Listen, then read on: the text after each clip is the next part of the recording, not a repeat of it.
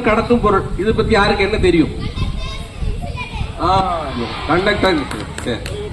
Sir கண்டக்டருக்கு example சொல்லலாம். யாரு சொல்லலாம்? கண்டக்டர் மின் கடத்தும் பொருள். Iron, copper, lead, aluminium,